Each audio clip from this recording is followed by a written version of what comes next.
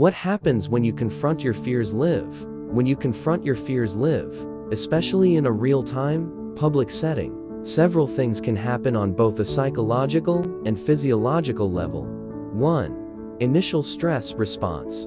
Fight or flight activation. Confronting a fear can trigger the body's stress response, releasing adrenaline and cortisol. You may feel your heart rate increase, muscles tense, and breathing become rapid. Anxiety symptoms. Physical sensations like sweating, shaking, or dizziness can accompany the mental stress, as your body reacts to the perceived threat.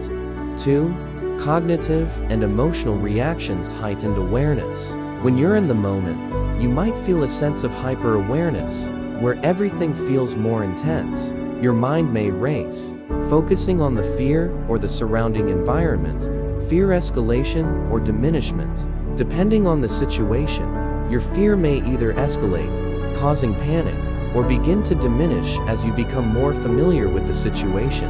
3. Exposure and desensitization. Gradual desensitization. If you can stay in the situation long enough, your brain may start to realize that the fear is manageable or unwarranted. This is the principle behind exposure therapy, where confronting fears in controlled settings reduces the fear response over time. Learning to cope.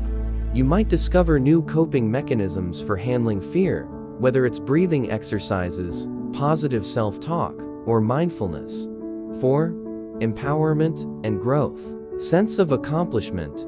If you successfully face your fear, it can lead to a deep sense of empowerment. You may feel stronger and more capable, realizing that what you feared wasn't as terrifying as you imagined. Increased resilience. Over time, confronting fears can make you more resilient. You may develop the confidence to face other fears or challenges, knowing you've done it before. 5. Unpredictable reactions. Public pressure.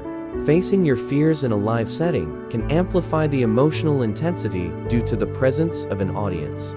You might feel embarrassment or heightened vulnerability, or alternatively, support and encouragement from others. Failure or retreat.